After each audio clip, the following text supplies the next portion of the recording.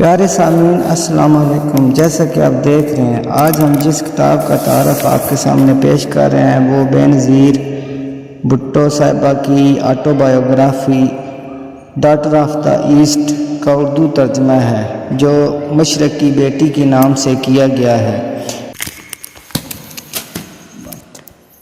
اب ناظرین، ہم مشرق کی بیٹی سے لی گئی کچھ تصاویر اور زیادہ تر تصاویر ارد گرد کے اخبار حوالہ جات سے لی گئی ہیں، بکس وغیرہ سے لی گئی ہیں، وہ بھی اب آپ کے مطالعے کے لیے ہم پیش کرتے ہیں۔ یہ کتاب ایک تاریخی دستاویز کی حیثیت رکھتی ہے، جس میں نہ صرف پاکستان کی تاریخ کے انتہائی اہم واقعات پر تفصیل سے روشنی ڈالی گئی ہے، بلکہ بین الاقوامی سیاسیات کے اسرار و رموز، دنیا کے اہم ممالک کے خارجی معاملات، دیگر ممالک اور اقوام سے متعلق ان کے نظریات اور سیاسی و غیر سیاسی اقدامات کے بارے میں سیر حاصل تبصرہ کیا گیا ہے۔ یہ کتاب اگرچہ محترمہ بے نظیر بھٹو کی خود نوشت سوا عمری ہے، اور اس میں انہوں نے اپنی نجی زندگی کے تجربات، مختلف معاملات پر اپنے ذاتی خیالات اور زندگی کے مختلف مراحل میں اپنے ساتھ پیش آنے والے واقعات کو بھرپور انداز میں پیش کیا ہے۔ تاہم اگر اس کتاب کا بغور مطالعہ کیا جائے تو معلوم ہوگا کہ یہ کتاب بلا شبہ تاریخ پر لکھی جانے والی دنیا کی بہترین کتابوں میں سے ایک ہے۔ یہ کتاب پہلی بار 1989 میں شائع ہوئی۔ اس کتاب میں محترمہ بے نظیر بھٹو صاحبہ نے مذہب، خاص طور پر کربلا کے بارے میں جو کچھ لکھا ہے، ہم وہ اقتباس آپ کو پڑھ کر سناتے ہیں۔ اسلامی دنیا کی پہلی خاتون وزیر اعظم محترمہ بے نظیر بھٹو صاحبہ فرماتی ہیں، دراصل ہمارا مذہب اسلام اپنی ابتدا سے ہی عورتوں کے لیے بہت ترقی پسند نظریہ رکھتا ہے۔ ہمارے پیغمبر حضرت محمد صلی اللہ علیہ وسلم نے اس وقت کے عربی رسم و رواج کے مطابق چھوٹی بچیوں کے قتل کو ممنوع قرار دے دیا تھا، عورتوں کی تعلیم کا حکم دیا اور انہیں وراثت کا بھی حقدار بنایا تھا۔ ہزاروں سال قبل جبکہ مغرب میں یہ حقوق عورتوں کو ابھی نہیں دیے گئے تھے، بی بی خدیجہ مسلمان بننے والی پہلی خاتون بیوہ تھیں اور تجارت کرتی تھیں۔ انہوں نے ہمارے پیغمبر محمد صلی اللہ علیہ وسلم کو نوجوانی میں ہی اپنے ہاں ملازمت دی اور بعد میں ان سے شادی کر لی۔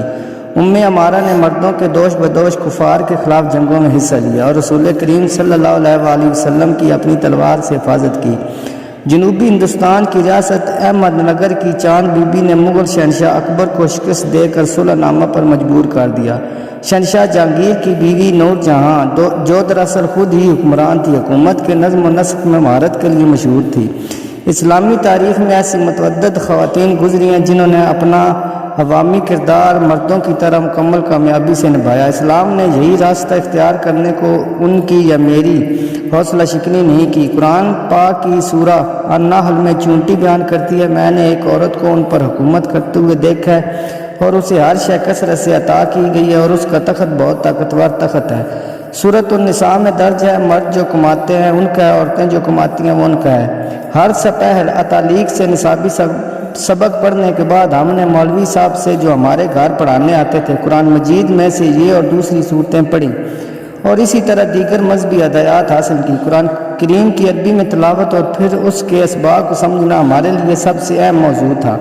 ہم گھنٹوں مشکل عربی الفاظ پر تگ و دو کرتے، عربی کے حروف تہجی اردو سے ملتے جلتے ہیں، مگر اس کی گرامر اور مطالب انگریزی اور فرانسیسی کے مابین تفاوت کی طرح بالکل مختلف ہوتے ہیں۔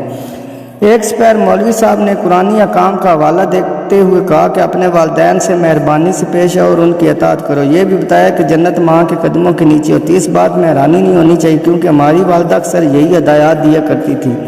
مولوی صاحب یہ بھی پڑھایا کرتے تھے کہ دنیا میں ہمارے اعمال عقبہ میں ہماری قسمت سنوارنے کا ذریعہ بنتے ہیں۔ تمہیں ایک وادی نار کے اوپر بال سے بھی زیادہ باریک پل صراط پر سے گزرنا ہوگا، کیا تمہیں معلوم ہے وہ بال کتنا باریک ہوگا؟ وہ ڈرامائی انداز میں پوچھتے۔ وہ لوگ جنہوں نے گناہوں کا ارتکاب کیا ہوگا دوزخ میں گر پڑیں گے اور جنہوں نے دنیا میں نیکیاں کمائی ہیں وہ جنت میں جائیں گی جہاں دودھ اور شہد کی نہریں بہتی ہیں۔ میری والدہ نے نماز کے تمام آداب مجھے سکھائے، وہ اپنے دین پر سختی سے پابند تھی۔ دنیا کے جس خطے میں بھی ہوں، جو کچھ بھی کر رہی ہیں، وہ پنجگانہ نمازیں ضرور ادا کرتی تھی۔ جب میں 9 سال بچی تھی وہ نماز فجر کے لیے صبح سویرے بستر سے جگاتی، ہم اکٹھے ہی اسے کرتی خدا کے روبرو جانے کے لیے پاؤں اور منہ دھو کر صاف ہو جاتی ہیں اور پھر مغرب کی طرف قبلہ رخ ہو کر نماز پڑھتی۔ میری والدہ اکثر ایرانیوں کی طرح شیعہ مسلک کی تھیں، جبکہ ہمارا باقی خاندان سنی ہے، لیکن یہ ہمارے درمیان کوئی مسئلہ نہیں۔ شیعہ اور سنی ہزاروں سال سے پہلو بپہلو رہتے چلے آ رہے ہیں اور آپس میں شادیاں بھی کی ہیں۔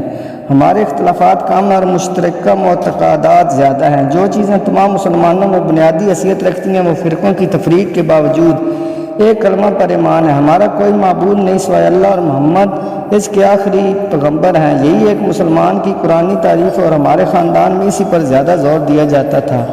محرم کے دوران جب عراق میں کربلا کے مقام پر رسول کریم صلی اللہ علیہ وسلم کے نواسے حضرت امام حسین کو شہید کر دیا گیا، ان کی یاد میں بعض اوقات میں مکمل سیاہ لباس پہن کر اپنی والدہ کے ساتھ شیعہ مناسک ادا کرنے کے لیے مجلس میں جاتی تھی۔ ساتھ ساتھ رہو، والدہ اصرار کرتی ہیں، کیونکہ شیعہ رسومات سنیوں کی نسبت زیادہ مفصل ہوتی ہیں۔ میں ذاکر سے اپنی آنکھیں پرے نہ کرتی، جو انتہائی مؤثر انداز میں کربلا میں امام حسین اور ان کے ساتھیوں پر جو المیہ گزرا تھا اسے دہراتا تھا اور بتاتا تھا کہ کس طرح گھات لگا کر غاصب یزید کے فوجیوں نے انہیں شہید کیا، کسی کو زندہ نہیں چھوڑا گیا، چھوٹے چھوٹے معصوم بچے بھی یزید کے خنجروں کا شکار بنے۔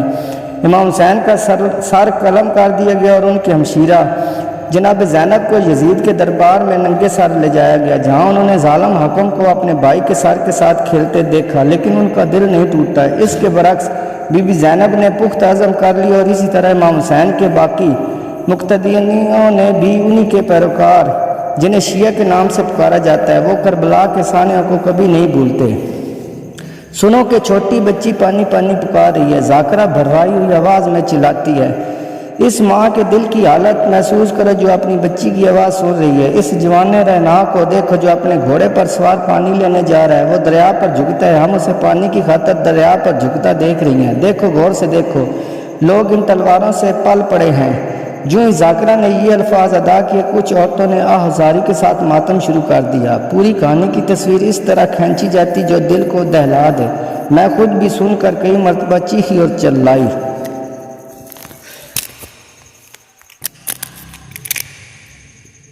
شیعوں کا عقیدہ ہے کہ ہر نسل میں کربلا برپا ہوتی ہے۔ وہی المیہ دہرایا جاتا ہے جو رسول کریم کے اہل خاندان پر ان کی 632 عیسوی میں وفات کے بعد متشکل ہوا۔ پاکستان میں بہت سے لوگوں کا یقین ہے کہ بھٹو خاندان اور ہمارے حامیوں پر عمر کا ظلم عظیم ہماری نسل کی کربلا ہی تھی۔ والد کو زندہ نہیں چھوڑا گیا، والدہ پر ہر قسم کا ظلم ڈھایا گیا، بھائیوں کو بخشا نہیں گیا، بیٹی کو ہر طرح سے اذیت دی گئی، ان کی حامیوں پر ظلم ڈھایا گیا۔ رسول کے نواسی کی طرح ہمارے عزم میں کوئی لغزش نہیں آئی۔